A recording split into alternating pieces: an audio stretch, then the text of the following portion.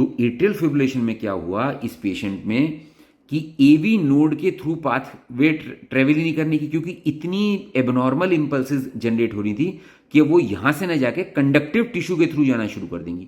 अब जब ये एक्सेसरी पाथवे के थ्रू जाना शुरू कर देंगी तो वेंट्रिकल का जो डीपोलराइजेशन है वो भी नॉर्मल पाथवे के थ्रू नहीं हो रहा। तो ऐसे पेशेंट में पेशेंट को ब्रॉड क्यूआरएस मिलेगा। आप देख रहे हो क्यूआरएस ब्रॉड हो गया, तो इसे बोलेंगे ब्रॉड क्यूआरएस टेकिकार्डिया। ये डेंजरस कंडीशन है।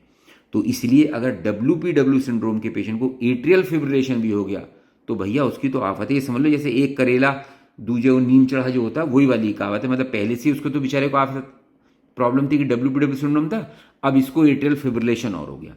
तो ये तो बहुत ही डेंजरस है। तो इसको बिल्कुल ये इमरजेंसी होती है। अगर वेंटिकुलर टेकिकार्डिया हो गया तो इमरजेंसी है, इसमें तो इलेक्ट्रिक शॉक देना पड़ेगा तभी पेशेंट रिवर्ट करेगा आपका। अच्छा जी, अब एक लास्ट पार्ट आपका रह गया है वेंट्रिकुलर टेकीअरिथमियाज। इसमें जैसे एट्रियल एक्टॉपिक्स थे ऐसी वेंट्रिकल एक्टॉपिक्स है जिसको वेंट्रिकुलर प्रीमेच्योर बीट बोलते हैं।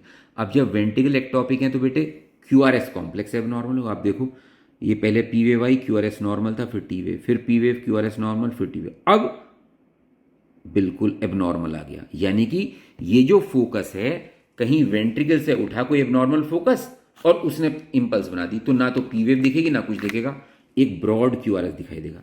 फिर नॉर्मल क्यूआरएस आ गया, फिर नॉर्मल क्यूआरएस, और फिर एबनॉर्मल आ गया, फिर ऐसी वीपीसी आ गया, फिर एक वीपीसी आ गया।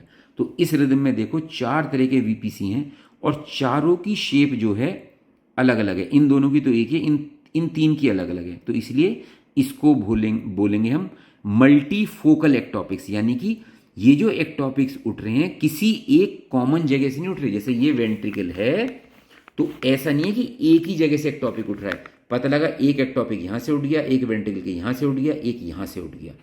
तो इसमें पेशेंट को मल्टीफोकल एक्टॉपिक्स हैं।